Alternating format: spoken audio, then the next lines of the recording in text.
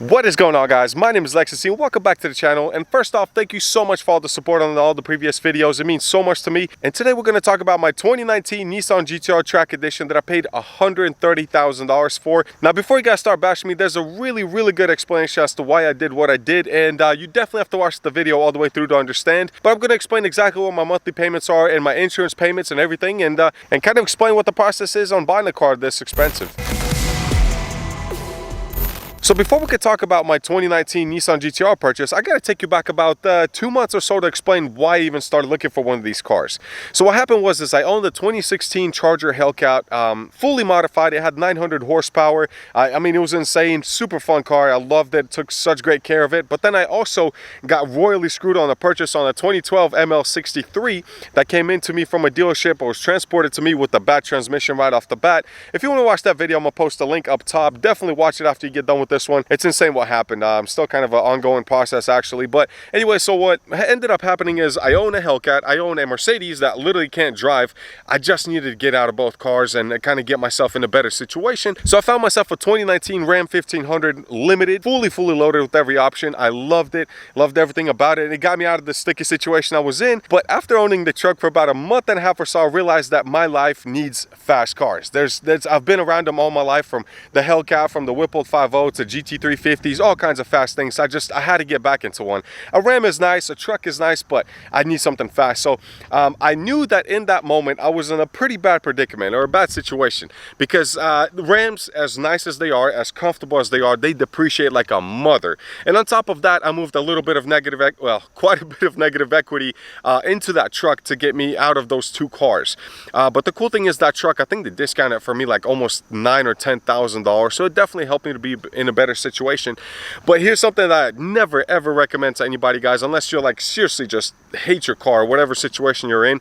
Don't ever trade a vehicle within a month to 2 months of ownership, because you've heard this before, and I'm going to say it again because it's absolutely true, especially coming from a guy that works at a Toyota dealership. I mean, I see this every single day with customers coming in with other brands that they own, but it depreciates 20% as soon as you drive it off the lot. I don't care if it's new or used, you will never get that same amount back. And knowing that I needed to get out of it, I started looking. So the other option I had was a 2014 Audi R8 V10 Plus. Beautiful car. It was at Formula One Imports, guys. Check them out. Great place to buy vehicles. I do pretty much all mine. But I started looking. I went and test drove it. Amazing. Don't get me wrong. Exhaust was insane. It was actually straight piped.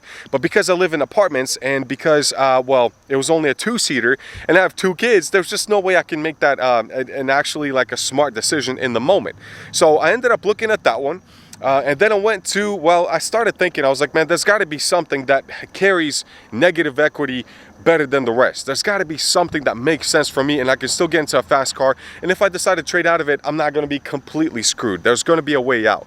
So I've done all my research. I've done a lot of just looking everywhere. And then I started thinking, I was like, man, well, every time I look at a Nissan GTR to purchase one, whatever the retail value is, usually people are selling them for above that, which means that they're really holding their value. I started looking. I didn't really want to get a used one or modified one. I definitely want to get a stock one that I can focus on and kind of jump on and do it my way, the way I want it to be. I called my local dealership and they said, look, man, we're not going to take any offense if you go look elsewhere, because we've only seen one GTR in 10 years. So there's no way we can get another one in, man. I'm sorry. So totally understand. I get it. So I went and started calling other dealerships. So I called the Nissan of Charlotte and I was like, hey, I'm looking for a Nissan GTR. I can't find one here. Do you have anything? He said, okay, well, which one do you want? I was like, what do you mean which one? I was like, I got 8 of them, man. Just stop by, pick one out and go. I was like, there's no freaking way. So literally the next day I hop in my car, in my Ram, and I'm hauling butt down there. It's about a 2-hour drive. So I looked at it. There was a 50th anniversary one. There was a few just premiums, you know, stock wheels and everything, 19s and 18s. But then I seen this beauty right here. And even though I hate red, I mean, not a big fan whatsoever, this thing just pops because of that Track Edition package on it. I mean, look at this carbon fiber spoiler that it has on here. It's got the really nice Nismo wheels. Those wheels are $6,000 for the whole set. Actually, a little bit more than that now. But yeah, I mean, it literally looks so much different than the premiums, and I had to have it. I mean, it made all the sense in the world. So I had this car listed for $99,999. I mean, literally right at $100,000. So they appraised my Ram, and of course I was about $15,000 flipped in that car, which is, I mean, I wasn't in no shock whatsoever. And that's the main reason I was actually looking for a car like this, because it can actually carry the negative equity. I mean, $15,000 on a $100,000 car is only 115%. So it's not a big deal whatsoever. So after the sales tax, after the admin tax, after paying $1,500 for wheel care, which I think is actually worth it, because I mean, they're literally $2,000 a pop if you rub them or anything, or curb rash them. So got that care, and after everything combined, it was right at $130,000 out the door. But I did put about $4 grand down just to kind of help with the negative equity situation, so the banks would approve easier, and it was no problem getting approved. Now here's the thing, guys. Now I know a lot of you are going to say, well, why would you ever move so much negative equity into another vehicle? There's only two reasons that I would ever do something like that. And first off is if the vehicle is priced way below retail value. I mean, as close to trade-in value as possible. So let's say this car was priced at $120,000, right? But the retail value on it was $140,000. That means you have 20 grand of equity that you can play with or move negative equity into it, and banks still would have no issues getting it approved.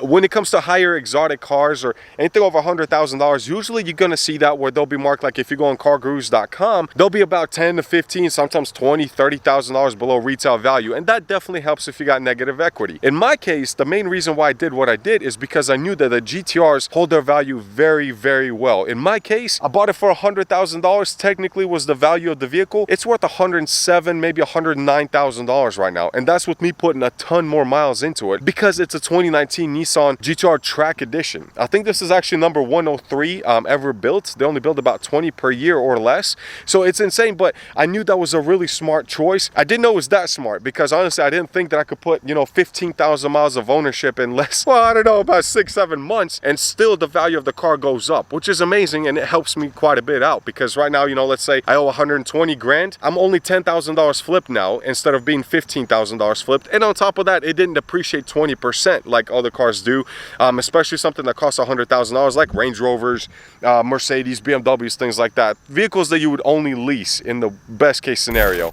So what is my payment on the 2019 Nissan GTR Track Edition? And that's what we're here to talk about today, of course. But before I tell you, you need to understand what the basic rule of thumb is. And what I mean by that is, for every $1,000 you finance, your payment's usually about 20 bucks a month. It's just the way it breaks down. It's the way it works. Usually right at 60 months with decent credit and decent interest rate. So for a car that was $130,000, yes, I put about $5,000 down or $4,000 down.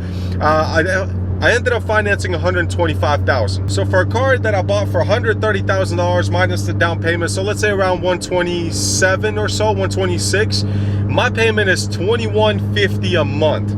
So it's not a bad payment. I know it's super high. It's a hard pill to swallow, but at least it hurts only once a month. So that's the way I see it. It's definitely worth it though. So my interest rate ended up being right around 5.5% or so. So it's a little bit higher. It's decent, but it's not the best rate you can get. But when you're talking about a $125,000 loan, that's a lot of interest to pay for that amount of money.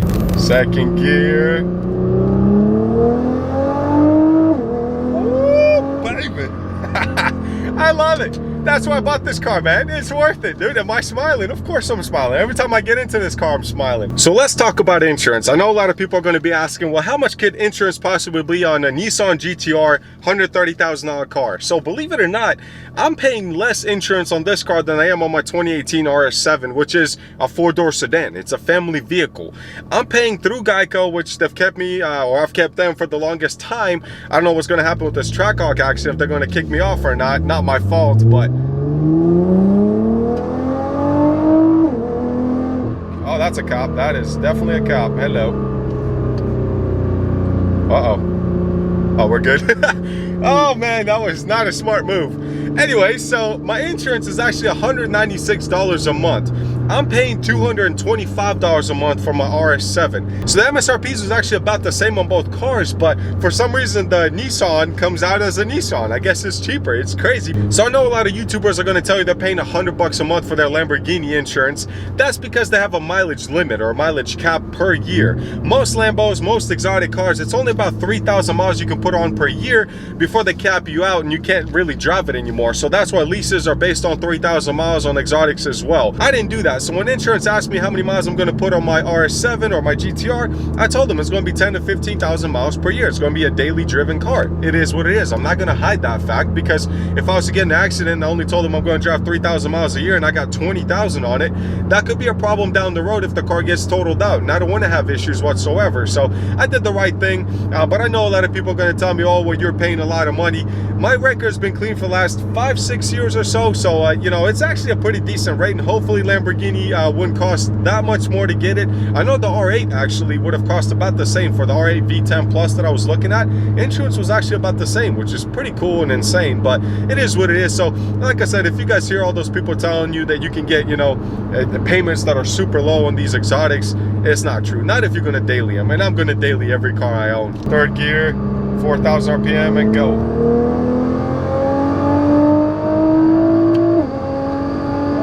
Baby, jeez, oh god, that was 62.5 miles an hour. I love this car, man. The noises it makes, the way it sounds, the looks it gets, it's priceless. It's so priceless, man. If you never had a GTR, drive one, because if you will, I know you're gonna buy one. And it's so worth it. But before you stop buying it, make sure you got some money in the bank, because it does get expensive quick, and parts will break just like on any car that you mod, especially supercars like these, or cars that are coming off the factory floor completely done perfectly. But if you're trying to kind of change the balance of the car, be ready to pay some money to make it the way you want it and put out more power. But I love it, man. Now let's say that I didn't have the negative equity and I bought the car for $100,000 and, you know, had a little bit of taxes to pay, and I did buy that warranty. Let's say I was out the door like 105 or so. Let's say we did the same 72-month term at 5.5%. The payment would have been about $1,700 or so. So yes, it's definitely a big difference, and you're always going to pay for the negative equity. That's the way it is. So you got to kind of swallow that pill and take it like it is. So in this case, yes, I mean, I could have came out way better if I put more money down and things like that, but I knew that this car can hold its value. I know it's going to help me in the long run, and it's definitely worth it. And just like in the Audi R7, we're paying 3% interest on it, so most of that payment is going straight to the principal, which is helping to pay that car off a lot quicker. If you want to see that video and the breakdown of those payments, I'll provide a link down below as well to that video. You'll love it. That car is sexy. But anyways, guys, that's going to be it for this video. Thank you so much for all the support and all the love that you're giving me. Hopefully you enjoyed what you're seeing. If you did, drop a like, drop a comment, and a subscription, and let me know what else you want to see in the next videos. I got a ton of stuff coming. The Audi R7 is at the shop getting built. Minor things going wrong with it, probably mainly my fault, but it is what it is. I just got to deal with it as it comes. But if you ever want to move negative equity into a vehicle, make sure that vehicle is priced below retail value considerably, or the vehicle appreciates or doesn't appreciate as much as others, or in my case actually goes up in value, which is definitely a win in my case. But thank you guys so much. Enjoy your lives, enjoy your cars, and I will see you next time. Peace.